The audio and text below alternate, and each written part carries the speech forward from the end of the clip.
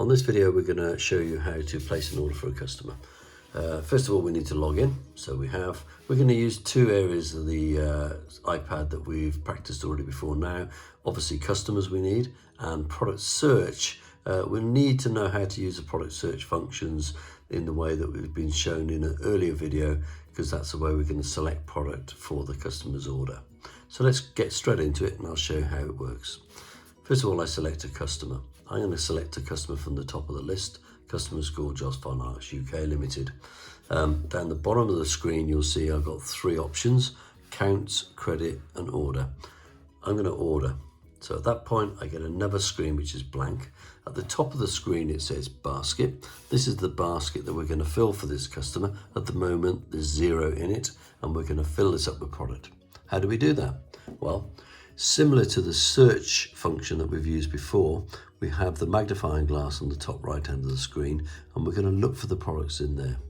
You can see now I've got products on the screen, and those products I can select directly from here in different ways. Let's go through them quickly. So the screen's very much similar to the product search screen. The only difference now is we actually have arrows on here, down and up, which allow us to order directly from this screen. So if I wanted to order this item, all I'd have to do is to press this button. Now you notice straight away I get a warning here telling me that this product does not have enough stock. So I have an option to either add it, but obviously the stock would be a problem coming through to the order, or cancel that one. I'm going to choose to cancel it. So let me order this one next door.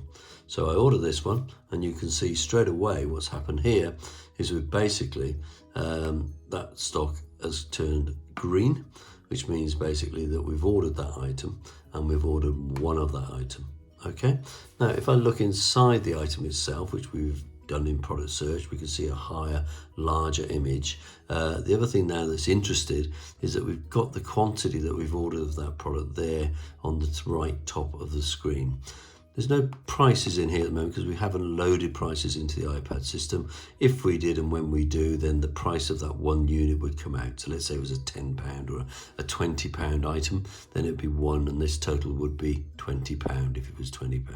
Okay, now at this point I can also add to this order if I wish to. So if I want to order 2, then basically we'll order 2 here, and at that point this would double in its value. So we'd see that taking place. There's another way I can order here if I was going to order multiple amounts by pressing the actual box in the middle, and here I have a little sort of keypad which I can use to put in multiple amounts. So let's say I wanted 25, I'd put 25 in and I'd say OK, and it would add 25 to the system. Now looking at the right hand side here, I don't know if you notice as I've done this, it says units available. We haven't got the stock in here yet. We only have one stock item in here. We've ordered 24, so it's telling me that we've got minus 24. We haven't got enough stock to actually fulfill this order.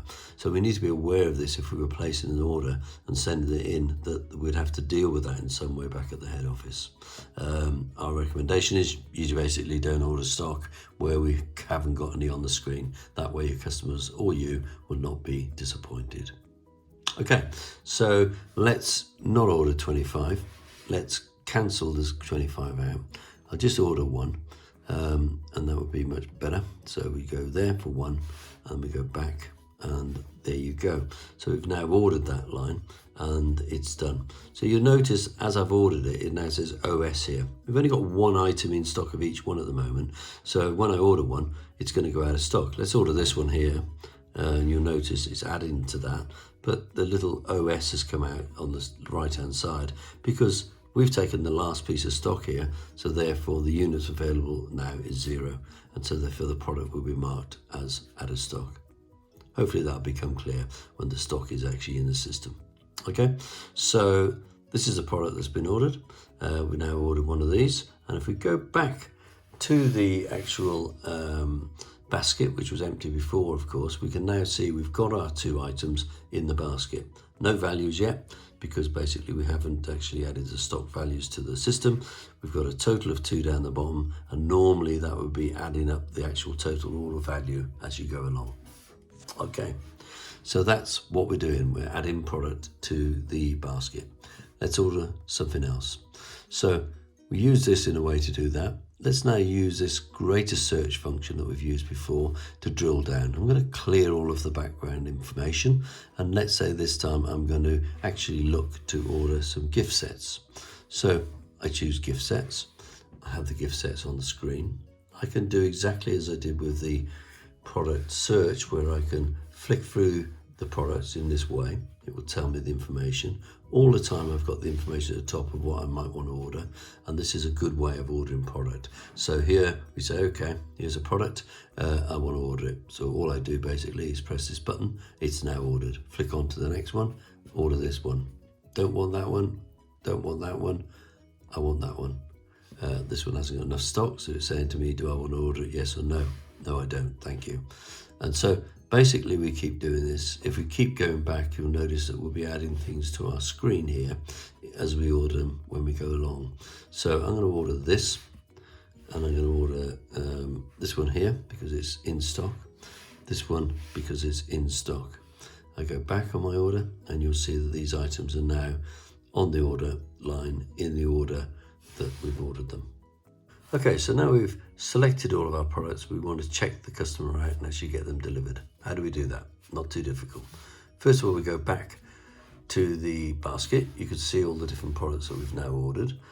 We've got 7 in total.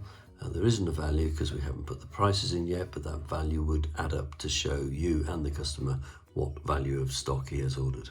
Okay, at this point we have an option to either delete the order or delete the basket, which is what we can do here if we really don't want it, or we can check out for the basket. So let's check out as though we want it. Say yes to that, and we get the final checkout screen that the customer and yourself need to complete. Here's the things we can do on this screen. First of all, we have a dispatch date. If you do nothing, it will dispatch 2 days from your order date. That's when we're looking to ship out. Here you can change the date. So if you don't want it until, let's say, the 20th of the 5th, we can change that date there and press OK. And then the order will be shipped on that date. Second thing is an ability to put in a customer's PO number. So if it was something like 1, 2, 3, blah, blah, blah, then that would be the PO number. And that's all done. We can put special instructions if we really need to have something that we know, like add POS to order, and that would be taken on board when we're doing the order. Finally, down here we have an area called notes. Now this area the customer doesn't see. It's for you to actually put anything in there to send that information to the office if you need to. Don't put anything in there for if there's nothing to say. The less you say, if it's a straightforward order, we'll just get on with it. Okay, so once we've done that, we've got these bits of information set up. The other thing we'd like to have, if we can, is a signature from the customer. How do we do that? Not too difficult. You see on the left-hand side of the screen at the top, it says signature. If I tap on that, it changes the screen and it creates an area to be able to be signed. So if we ask the customer, he can sign this with his finger or his pen or whatever the case may be, and that would be the signature. And ideally in here, what we should do is to type in their name so we know what that is that we're dealing with in terms of the order, and then we're done OK. Press save, and basically what that's doing is recording that signature that the customer has agreed to that order. You'll see the signature comes out on the bottom of the order header there, and then we can save that header. So the checkout is now complete and we say yes. Okay, you have now created an order for that customer. We'll talk about how we send those orders in to the office in another video. That is order processing.